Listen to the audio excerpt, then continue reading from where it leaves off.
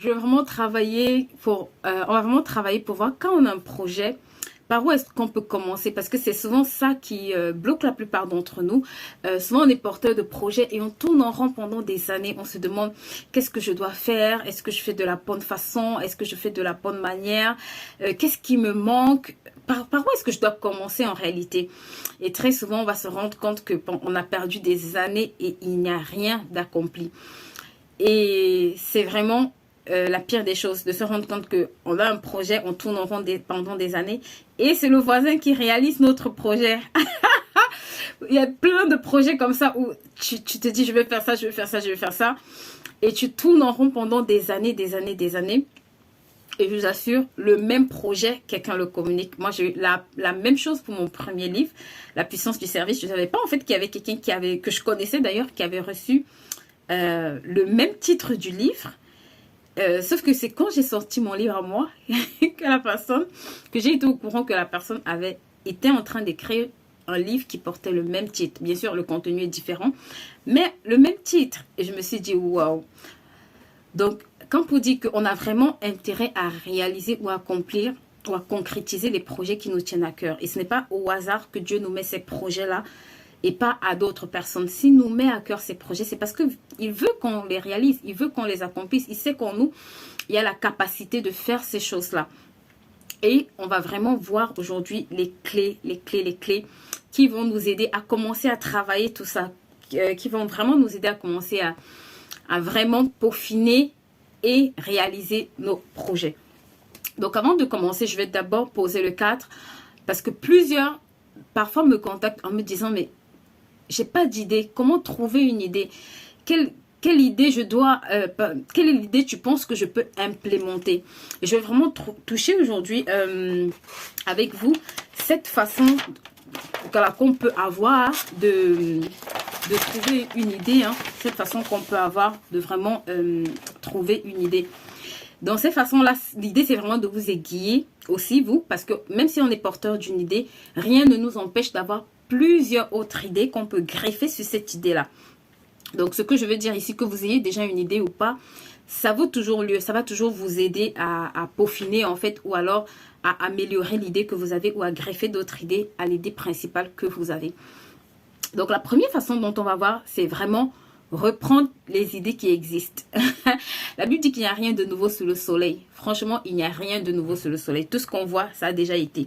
Donc, l'une des façons les plus simples de trouver des idées, c'est vraiment de regarder ce que les autres font déjà et qui, par exemple, vous parle ou vous interpelle. Ce que les autres ont déjà fait, qui pour vous, que vous trouvez que pour vous, ça vous inspire, ça vous parle, ou vous trouvez que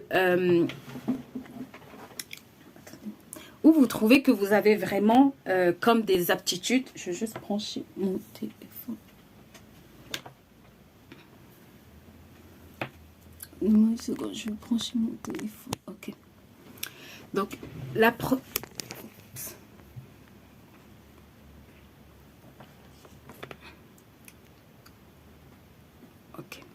Donc, la première rubrique ou la première catégorie dans laquelle vous pouvez vraiment trouver plein d'idées, c'est ce dans quoi les autres ont déjà fait quelque chose. Ici, vous avez vraiment une multitude de domaines sans exception. Mais là où je veux vraiment attirer votre attention, c'est que chacun d'entre nous, on a une particularité, d'accord? Et quand vous voulez vraiment vous trouver une idée, même si vous voulez vous appuyer sur ce que les autres ont déjà fait, prenez le temps, coucou Tata Lydie, prenez le temps de vraiment vous demander dans cette idée-là, quelle peut être ma particularité? Quelle sera ma particularité d'ailleurs?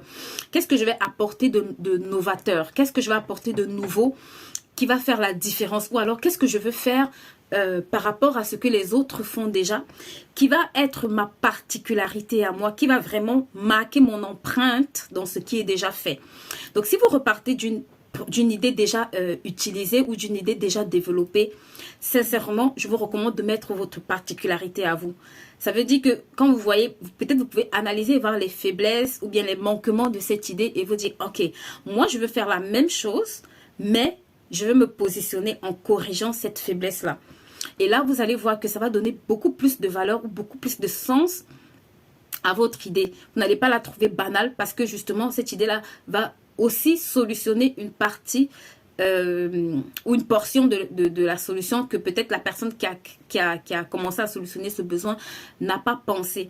Donc, vraiment, dans tous les domaines dans lesquels vous voulez vous positionner, si vous avez déjà des personnes qui font qui ont cette idée et qui font déjà, coucou Mélanie, et qui font déjà dans cette idée, cherchez vraiment quelle est votre particularité. Cherchez qu'est-ce qui va faire votre différence. Où est-ce que vous allez vraiment vous différencier par rapport aux autres. Et travailler en fait à voir si cette particularité-là vous donne un réel avantage. Et après, vous pourrez commencer à évaluer votre idée. Ça, c'est la première façon de trouver des idées.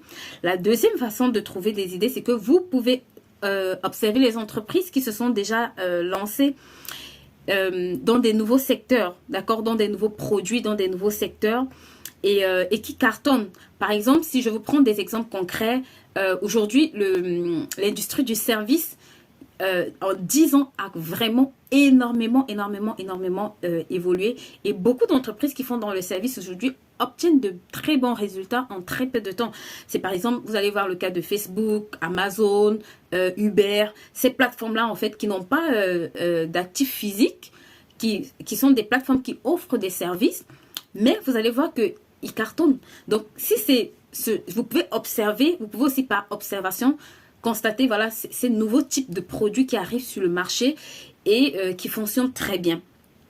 Et vous positionnez. Donc, ça peut vous donner des idées. Ça, c'est la deuxième façon. Vous pouvez procéder par observation. Vous vous dites, OK, j'observe, par exemple, dans le secteur qui m'intéresse, comment les entreprises novatrices fonctionnent et qu'est-ce qui fait leur particularité. Et je vais me positionner par rapport peut-être à ce besoin-là qu'ils ont trouvé. Parce que s'ils cartonnent, c'est qu'effectivement, ils répondent aussi à un besoin quelque part.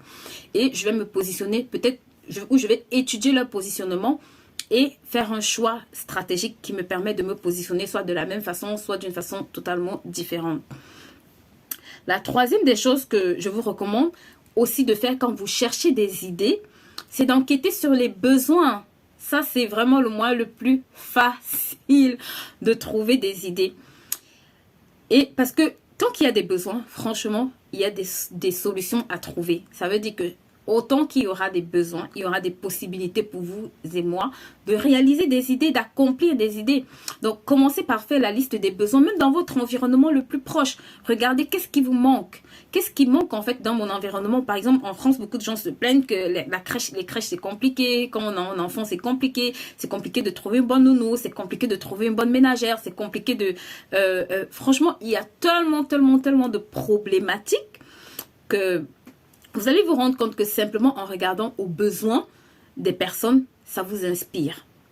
Et la cinquième des choses, j'ai envie de dire, c'est regarder à vos propres besoins parce qu'on n'est jamais mieux inspiré que quand on traverse la situation en réalité. Ça veut dire que si vous avez une situation qui vous agace, mais vraiment qui vous agace dans votre vie, je vous assure, très souvent, c'est une opportunité pour vous. Très souvent, c'est un signe en fait que là, il y a une idée pour vous. En fait, là, il y a vraiment quelque chose à faire parce que ce qui vous agace, par exemple, ça n'agacera pas tout le monde. Il y a des gens, pour eux, faire le ménage, c'est juste rédhibitoire, d'accord? Mais pour d'autres, c'est un réel plaisir. Donc, la femme ou celle qui a un problème de ménage, elle va beaucoup se positionner peut-être pour délivrer des prestations ou pour chercher des gens qui prestent dans ce domaine-là.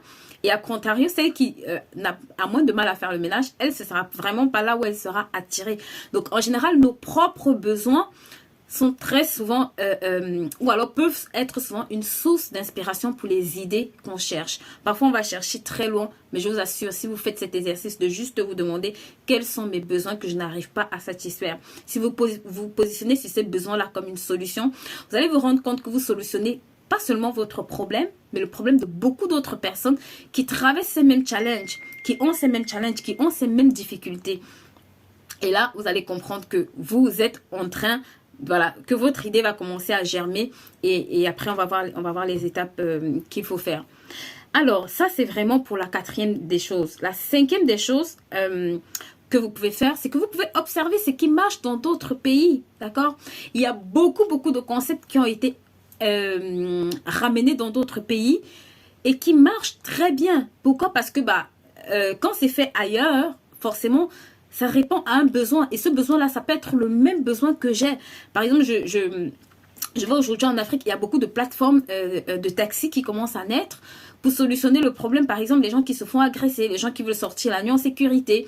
Et ici, en Europe, c'était le même problème, sauf que les taxis coûtaient hyper cher. Donc, ces plateformes-là se sont positionnées pour permettre j'ai envie de dire à la personne lambda de pouvoir prendre un taxi ou bien de pouvoir faire appel à un taxi quand elle sort, ce qui n'était peut-être pas le cas il y a 10-20 ans, où pour prendre un taxi, il fallait avoir une facture, où il fallait se préparer à payer une facture de plus d'une centaine d'euros. Donc, vous avez des choses qui se font déjà très bien dans certains pays, qui ont déjà de l'avance et que vous pouvez vraiment ramener à votre pays. Vous pouvez vous dire, ok, ça c'est quelque chose qui n'existe pas encore du tout dans le pays où je suis. Et je vous assure, en général, c'est des choses extraordinaires. C'est que quand c'est bien adapté aussi, hein, bien évidemment, vous allez vous rendre compte que quand c'est quelque chose qui a déjà fait ses preuves, ça vous donne aussi un appui, une base pour vous dire, ok, là, si je me lance dedans, ailleurs, ça se comporte comme ça. Si j'adapte et je le mets dans mon environnement pour résoudre ces problèmes-là, ça peut marcher. Donc, c'est aussi une façon de trouver des idées qui va extrêmement vous aider, ce qui se fait ailleurs, surtout dans votre domaine. Par exemple, aujourd'hui, il y a des domaines, des secteurs qui semblent être saturés, par exemple, je sais pas, la beauté, la cuisine, mais c'est pas vrai, parce qu'il y a des cuisines qu'on veut toujours découvrir, il y a des pays où on ne sait pas ce qu'ils ont comme spécialité, et vous pouvez vous positionner pour faire découvrir ce type de spécialité rare là, et vous allez voir que les gens qui sont peut-être, qui veulent manger de façon originale, vous allez pouvoir satisfaire leurs désirs ou leurs besoins. Donc, même si un marché est saturé, vous avez toujours la possibilité d'avoir une idée géniale sur ce marché-là. Alors, et la sixième chose aussi que vous pouvez faire et qui est pour moi, je pense, l'une des meilleures façons de trouver une idée, c'est vous appuyer sur vos dons et vos talents.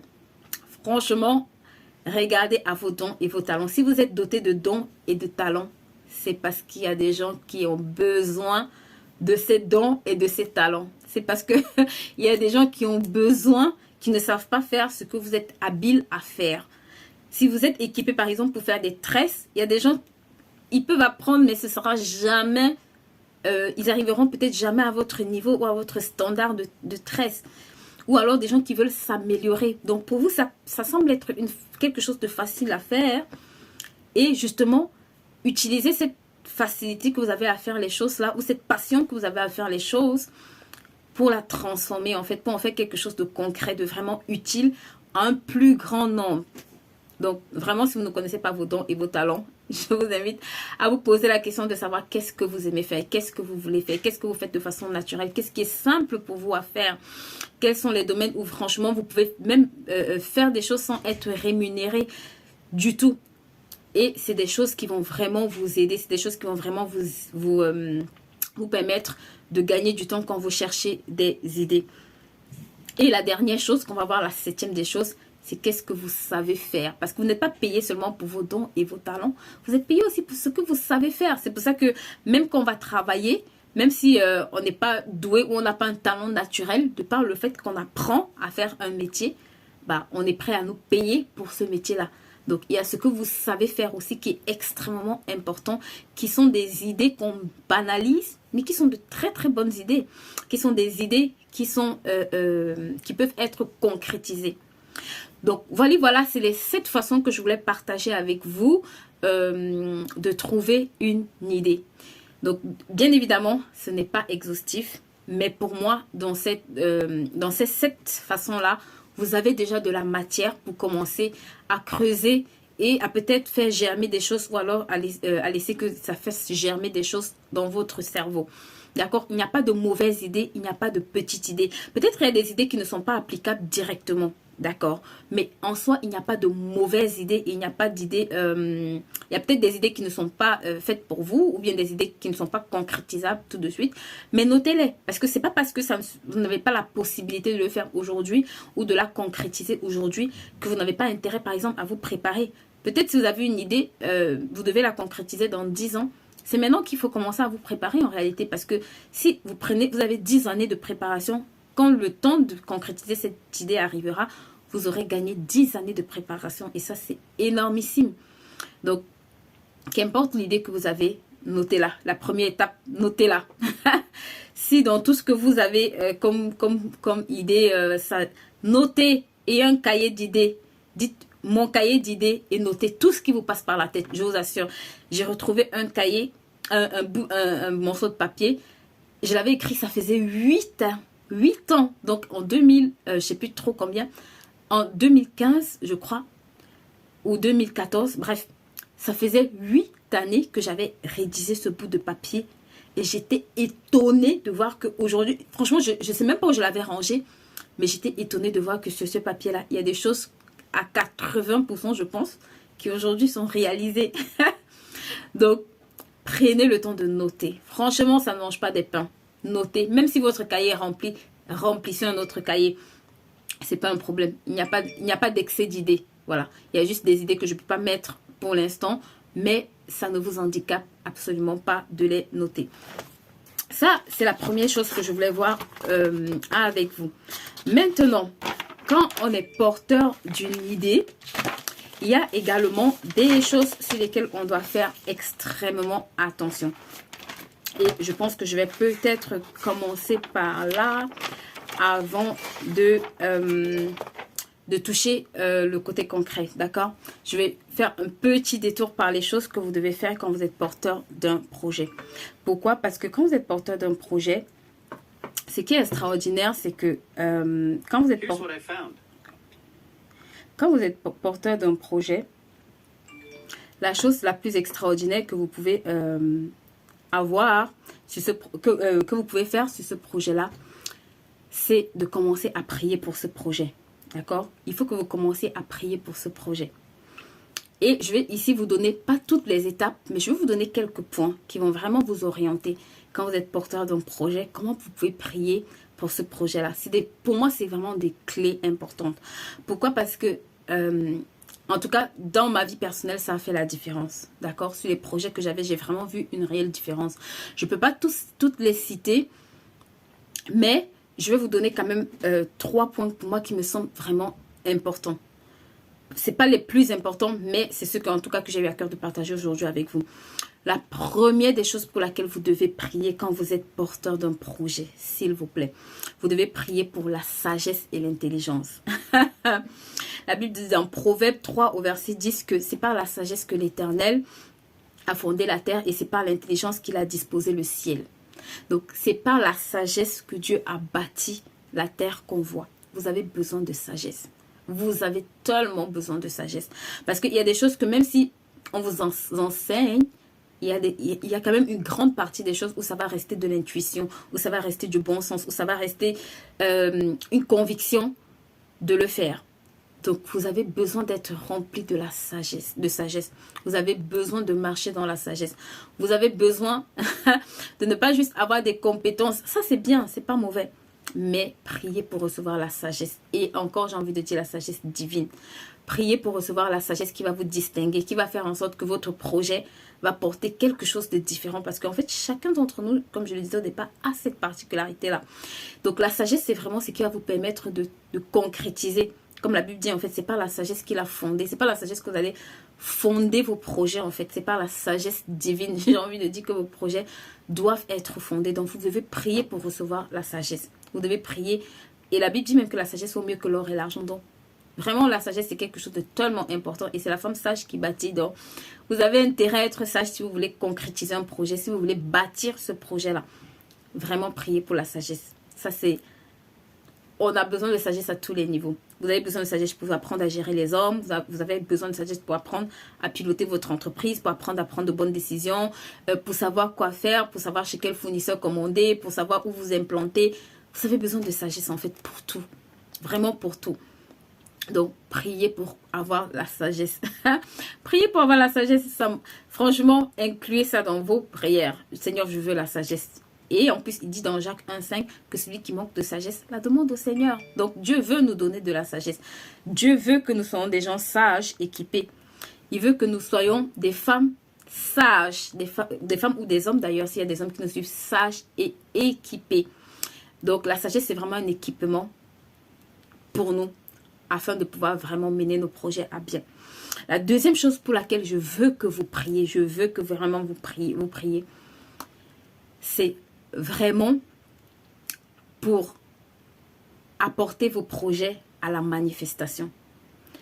Vous savez, toute chose, on aime bien le dire, mais c'est tellement vrai. Toute chose naît dans le spirituel avant d'être manifestée dans le naturel. Si vous êtes porteur d'un projet, vous devez apprendre à appeler ce projet à l'existence. La Bible dit qu'au commencement, Dieu créa. Dieu créa quoi? Le ciel et la terre, mais par quoi? Par la parole. Par la parole. La Bible dit qu'au commencement était la parole était Dieu. Rien de ce qui a été fait n'a été fait sans la parole. Dieu n'a rien fait sans la parole. Toi et moi, on ne peut rien faire sans la parole.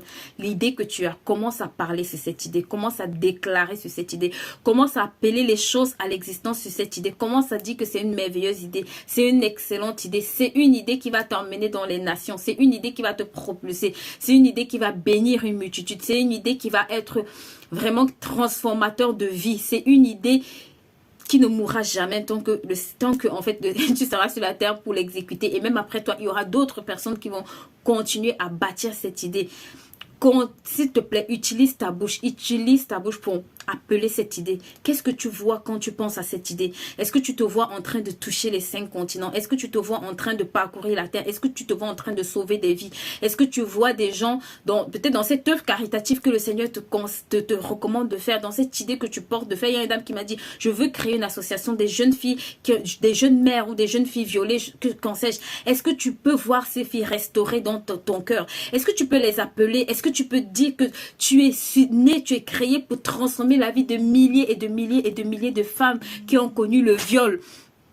Est-ce que tu peux véritablement te positionner pour appeler ces projets-là, pour déclarer la vie, pour mettre la vie? En fait, quand tu parles, la Bible dit la vie et la mort sont au pouvoir de notre langue. Donc, quand tu es en train de parler sur un projet, tu es en train d'insuffler la vie. C'est pour ça que Dieu a soufflé dans Adam. Qu'est-ce qu'il a fait? Il a pris la poussière et il a soufflé. Et la Bible dit qu'il devint une âme vivante. Tu es en train d'introduire le souffle dans ton projet pour que ce projet-là prenne vie. Parce que c'est qui va donner vie à ton projet, c'est le souffle que tu vas introduire là-dedans par la parole de Dieu spirituellement.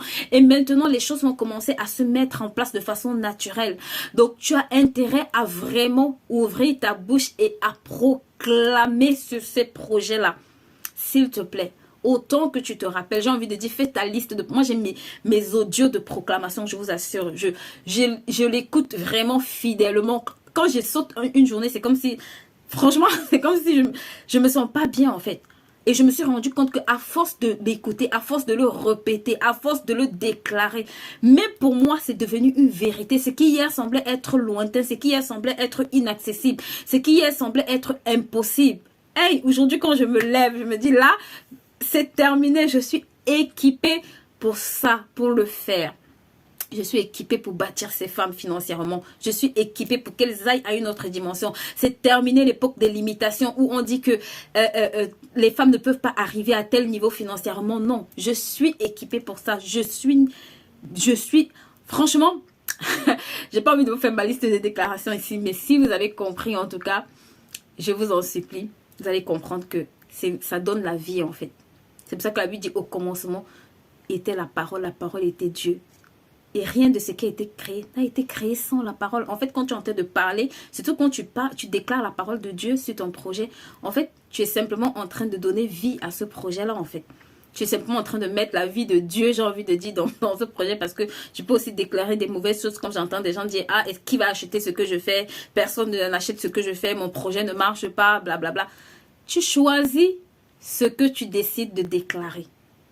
La Bible dit la vie et la mort sont au pouvoir de notre langue. C'est toi qui choisis ce que tu décides de déclarer. Si tu dis que ça ne marchera pas, je n'ai jamais vu quelqu'un dire mon business ne marche pas et demain ce business ça marche. Donc c'est toi qui choisis ce que tu vas déclarer sur ce business-là. C'est toi qui choisis en fait ce que tu vas déclarer sur cette idée. C'est toi qui choisis.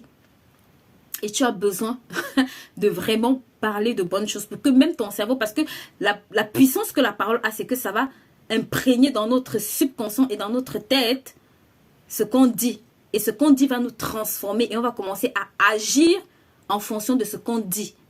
Donc, on a intérêt à déclarer. Et vraiment, pour ceux qui ne savent pas quoi déclarer, je vous recommande, je ne l'ai pas à côté de moi. D'ailleurs, je vous recommande d'acheter le livre de la coach Matt, Proclame sur ton business. Franchement, c'est un excellent livre où vous aurez des proclamations pour proclamer sur vos business si vous ne savez pas quoi dire. Je crois que dedans, il y a au moins 7 ou 8 domaines de proclamation sur votre business. Et vous allez vraiment apprendre à proclamer correctement sur votre business. Je vous en supplie, souvent on banalise ce qui sort de notre bouche. Notre bouche là, c'est un catalyseur ou c'est un destructeur. C'est nous qui choisissons. Ce qui sort de ta bouche, j'ai jamais vu quelqu'un dire je suis bête et puis comme par hasard il s'est retrouvé intelligent. Donc, c'est ce que tu... Et puis la Bible dit même, c'est de l'abondance du cœur que la bouche parle. Donc, quand tu déclares quelque chose, tu es en train de lui dire abonde dans mon cœur. Et quelque chose qui abonde dans ton cœur, qui prend vie dans ton cœur. Quand ça devient quelque chose qui est ancré dans ton cœur, là, personne ne peut l'arracher. Personne ne peut l'arracher parce que ça vient s'imprégner dans ton cœur. Ça vient être écrit sur les tables de ton cœur à tel point que personne ne peut l'effacer. Personne ne peut l'effacer. Quand les autres disent non, toi tu dis je sais pourquoi je le fais. Je sais où je vais. Parce que ton cerveau a déjà compris que c'est possible. Parfois notre cerveau comprend impossible. Quand tu vas à la grandeur de l'idée ou à la grandeur du projet, ton cerveau va te dire impossible. C'est normal. Mais il faut entraîner ton cerveau à lui dire que c'est possible. Pas parce que toi tu as la capacité, mais parce que celui qui t'a mis ce projet à cœur est capable de l'accomplir. C'est pour ça que la Bible dit que Dieu est fidèle. C'est qu'il commence, il peut l'achever en fait. Il achève. Donc, tu as intérêt à vraiment ouvrir ta bouche et à déclarer de bonnes choses. Ça, c'est la deuxième des choses. La troisième des choses que je vais vraiment voir avec vous. Oh my God. Ça, priez pour ça, s'il vous plaît. S'il vous plaît. C'est les bons conseillers. On a besoin de bons conseillers. On en a besoin. Et la Bible dit dans Proverbe 20, 18, lorsque tu fais des projets, ce qui est notre cas ici, on a des idées. Right? On a des idées. Il dit, prends conseil. Ne te lance pas dans une bataille sans stratégie bien conçue. Girls, boys, I don't know. Prends conseil. Même la Bible nous recommande ce qu'il faut faire. Il dit, quand tu as un projet, lorsque tu as une idée, s'il te plaît. C'est pour ça que parfois, on tourne en rond pendant des années. On se demande, mais what happened? Qu'est-ce qui ne va pas? Qu'est-ce qui ne marche pas?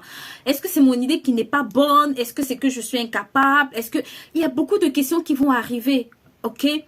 Mais parce que on peut squeezer cette étape. La Bible dit, prends conseil. Et moi, j'ai envie de dire, qui te conseille? La Bible dit, prends conseil et ne te lance pas dans une bataille sans une stratégie. Quelle est ta stratégie? Quelle est ta stratégie? La bataille que tu veux mener, quelle est ta stratégie? Où vas-tu en fait? Ne fais pas le... En fait, tu peux commencer par hasard, mais tu n'es pas obligé de finir par hasard.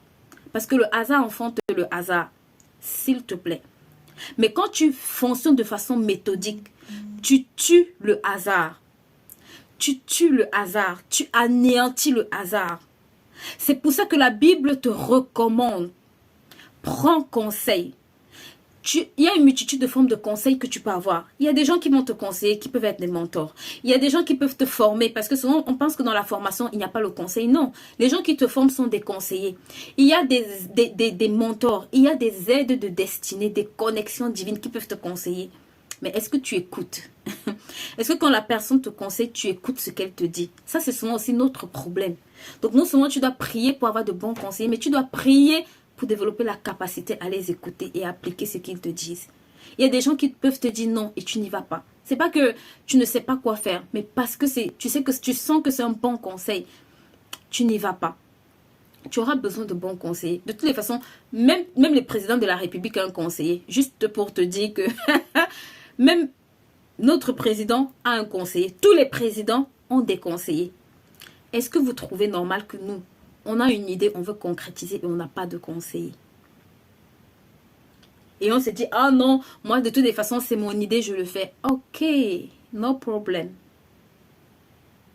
Mais la Bible te recommande que quand tu as un projet, ça veut dire vraiment quand tu as quelque chose de sérieux, que tu veux voir s'accomplir, s'il te plaît. S'il te plaît, il dit, prends conseil. Ne te lance pas dans une bataille sans une stratégie bien conçue. Conçois ta stratégie. Conçois ta stratégie. Ça peut prendre du temps. Ça prend du temps même parfois. Et on est tout le temps en train peut-être de la revoir, cette stratégie-là. Mais s'il te plaît, tue le hasard dans ton business. Décide de... Peut-être j'ai commencé au hasard, mais par le hasard, mais je ne suis pas obligée de finir par hasard. Je peux encore rectifier le tir. Je peux changer le tir. Et c'est des choses, vous devez prier que le Seigneur vous donne de bons conseils. Ça vaut mieux que les gros chiffres d'affaires. Parce que si tu es un bon conseiller, il va te faire gagner beaucoup plus que l'argent. Il va te faire saisir des bonnes opportunités. Il va te faire gagner de l'argent. Il va te permettre de stabiliser ton entreprise. Il va te faire gagner du temps. C'est pour ça que vous allez voir, même les hommes les plus riches ont toujours des conseillers. Ils peuvent les appeler des mentors, whatever. Des gens qui, quand ils ont une situation, ils peuvent appeler pour dire, ici, je fais comment? Ici, comment est-ce que je dois me comporter? Est-ce que je dois y aller? Parfois, c'est nécessaire. Parfois, c'est tellement important. Et on le banalise. Donc, au moins, ces 3 choses, je vous en supplie, priez pour ça. OK? Maintenant, OK, on va voir de façon plus, on va dire quoi, plus normée. Comment faire quand on a une idée? Alors, la première étape que moi je vous recommande quand vous avez une idée, évaluez votre idée. D'accord? Donc, je ne dis pas, OK, juste, ça me traverse par la tête et puis demain j'ai exécuté. Non. Vous pouvez le faire, mais prenez le temps d'évaluer votre idée. Prenez le temps de savoir, voilà, d'écrire déjà. Parfois, on ne décrit même pas. OK, c'est quoi l'activité que je veux faire? Vous voyez, parfois, on a une idée. OK, l'idée, c'est, je prends un truc, peut-être vendre des mèches. Le simple fait que tu prends le bic et que tu commences à décrire l'activité que tu veux faire, ça te force à te poser un certain nombre de questions. Ça te pose à te demander quel est mon marché. À qui est-ce que je vais vendre? OK, si je veux vendre des mèches, à qui est-ce que je vais vendre? Parce que je ne peux pas écrire « je veux vendre des mèches » sans me poser la question de savoir à qui est-ce que je vais vendre. Sur quel marché est-ce que je vais vendre ces mèches? Donc, vous êtes obligé de vous... Comment je vais distribuer ces mèches? Comment je vais les packager en fait? Comment je vais faire pour les acheminer pour que ça arrive chez mes clients? Est-ce que je vais prendre... Est-ce que j'aurai une boutique physique? Est-ce que je vais le faire en ligne? Et si je le fais en ligne, de quoi est-ce que j'ai besoin? Donc, la première étape, vous devez évaluer votre idée. Ce n'est pas négociable. Même si ça marche très bien, même si vous avez déjà une idée sur laquelle vous êtes déjà lancé, d'accord? Faites cet exercice-là. Reprenez, j'ai pas envie de dire à zéro, mais revenez un peu en arrière et prenez même un cahier, right? Et dites-vous, OK, je suis en train de vendre des mèches. Écrivez cette activité de mèche-là. Prenez le temps de la mettre par écrit. OK, je vends des mèches de telle couleur. Ça va vous forcer à faire un travail intellectuel. Quel type de mèche? Parce qu'il y a plusieurs mèches sur le marché. Il y a des lisses, il y a des wavy, il y a des kinky. Il y a plusieurs types en fait de mèches dans lesquelles vous pouvez vous lancer. Dans quel type est-ce que vous allez commencer? Qu'est-ce qui est le plus accessible pour vous? Quel est le marché que vous ciblez? Par exemple, si vous êtes, je prends un exemple d'un pays où il n'y a pas peut-être assez de personnes de couleur noire pour vendre, par exemple, des mèches, je sais pas moi, des mèches synthétiques ou naturelles, et que vous êtes en train de vendre. Ça veut dire que vous devez vendre ailleurs. Votre marché, ce n'est pas là où vous résidez, c'est peut-être ailleurs. Mais ça, vous devez connaître en fait. Et quand vous écrivez, quand vous évaluez cette idée, ça vous donne aussi comment on va dire, des indicateurs, des choses. En fait, ça vous permet d'avoir un bon questionnement, un bon raisonnement pour vous demander, OK, est-ce que cette idée-là est cohérente? Ou alors, est-ce que c'est par là que je devrais commencer? Même si c'est mon idée, est-ce que c'est par là que je devrais commencer à la fin? Donc, c'est vraiment quelque chose qui va vous aider. Faites le travail de vraiment évaluer votre idée. Et quand vous évaluez votre idée, prenez le temps de vous évaluer aussi vous-même. OK? Parce que au final, vous êtes le porteur de l'idée. Donc, est-ce que j'ai des compétences pour accomplir cette idée-là? Ça, c'est la première des choses. Si j'ai pas des compétences, qu'est-ce qui me manque? Est-ce que ces compétences-là, j'ai besoin de combien de temps pour acquérir ces compétences-là? C'est quoi l'objectif même que je recherche quand je vends des mèches? Vous devez savoir, parce que vendre les mèches, c'est une chose. Mais avoir un objectif quand on vend des mèches, c'est autre chose. Et parfois, on fonctionne comme ça. On vend des mèches, mais sans objectif clair. Vous devez savoir en fait, OK, je veux vendre des mèches, c'est vague.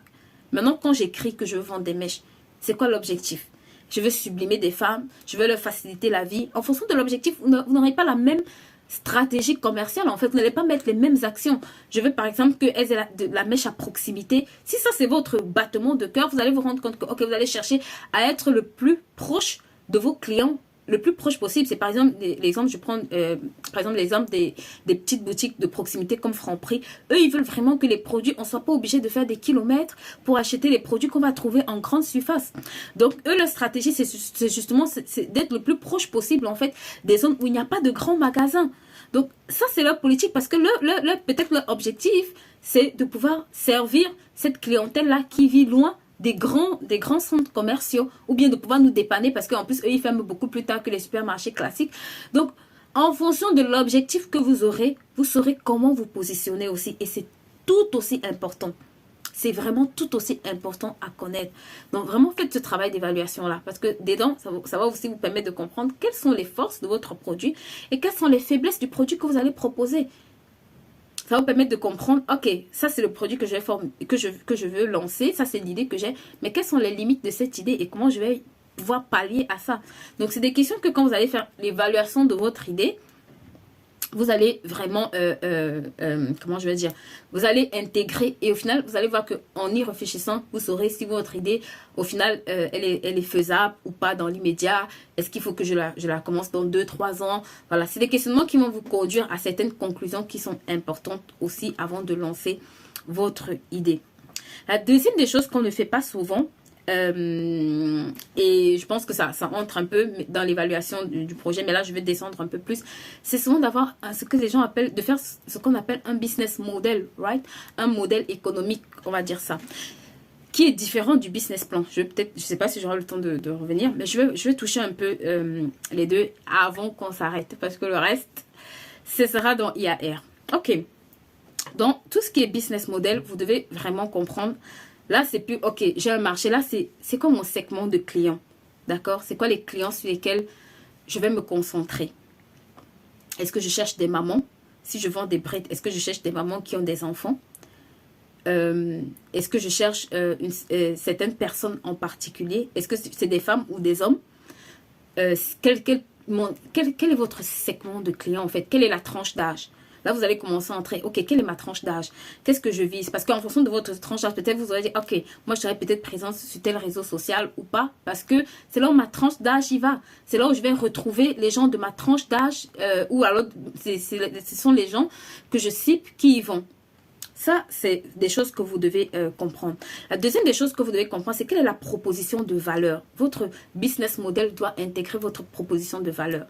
Ça veut dire, comme j'ai dit tout à l'heure, qu'est-ce qui vous différencie? Quelle est la valeur que vous ajoutez aux personnes que vous voulez servir? Voilà.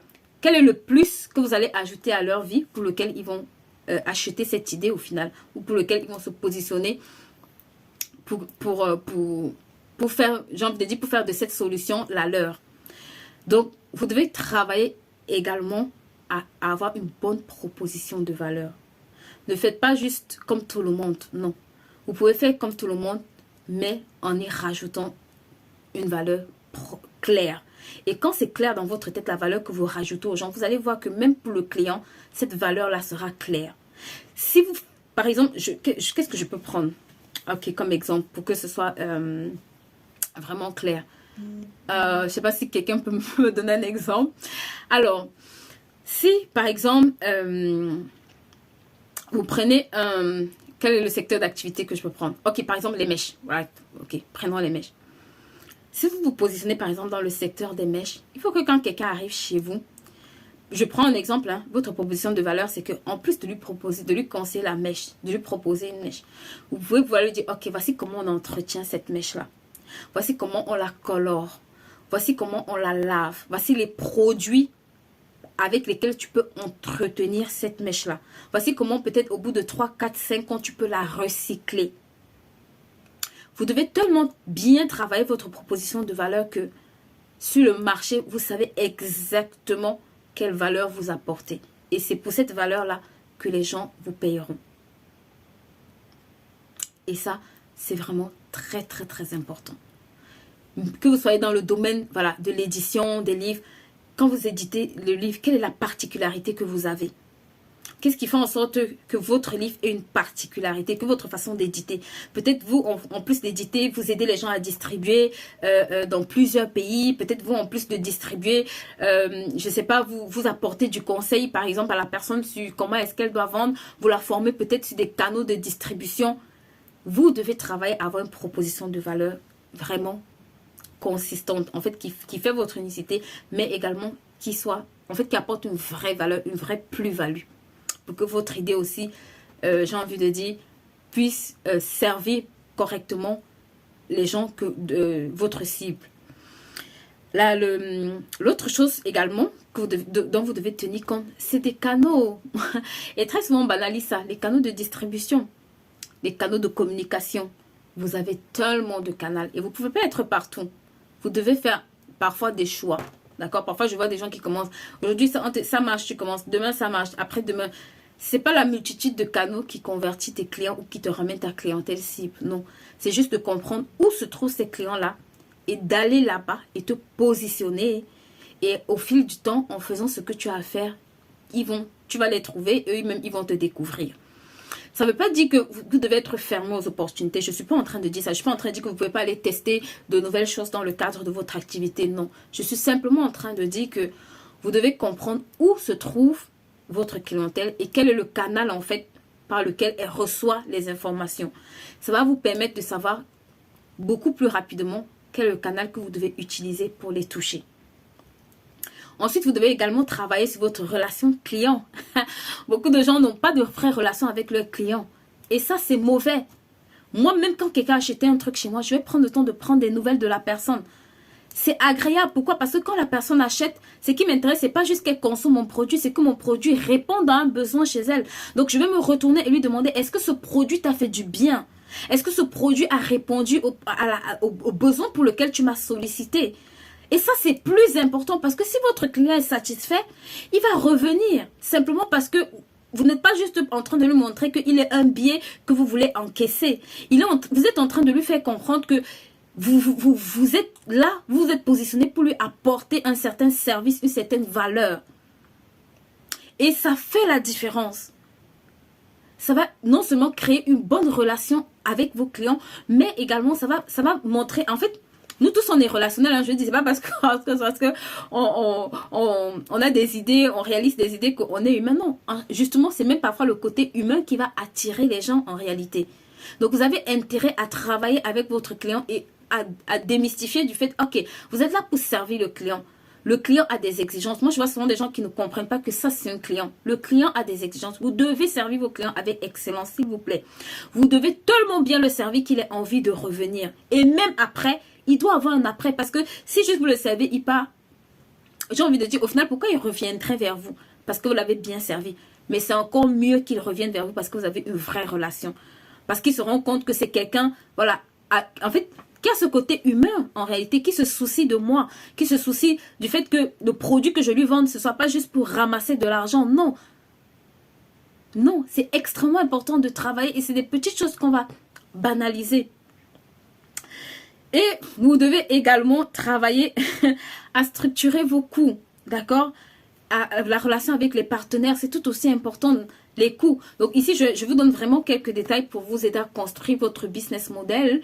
Mais voilà, il y a beaucoup d'autres éléments que je ne peux pas malheureusement aborder ici parce que là, le temps est vraiment un peu short. Et sinon, ça ferait plutôt, je pense, trop long. Donc, ça, c'est vraiment l'une des choses que vous devez prendre le temps de faire. Même si c'est à petite échelle. Même si c'est juste 2 phrases que vous écrivez, s'il vous plaît, faites cet exercice. Je n'ai pas dit qu'il faut que ce soit un long cahier ou un truc hyper structuré. Mais si vous faites cet exercice, vous allez vous rendre compte qu'au niveau de votre idée, ça vous fait gagner du temps, ça vous donne une longueur d'avance. Même quand vous allez avancer dans le projet, vous allez voir qu'il y a beaucoup de choses auxquelles vous faites attention simplement parce que vous avez pris le temps de le structurer correctement. Et la dernière des choses que j'ai envie de voir avec vous, c'est, voilà, faites un business plan. Quand on a une idée, faites un business plan. C'est pas toujours, parfois on a tellement mystifié la chose au point où on se dit que, ah non, c'est trop compliqué, ah non, ça me demande trop de choses. Non. Pourquoi? Parce que dans le business plan, il n'y a pas que le business model. Il y a la partie en fait qui parle de vous en tant que créateur d'entreprise. Quelles sont vos aspirations? Quelle est l'équipe que vous voulez avoir? Quel type de structure vous voulez monter?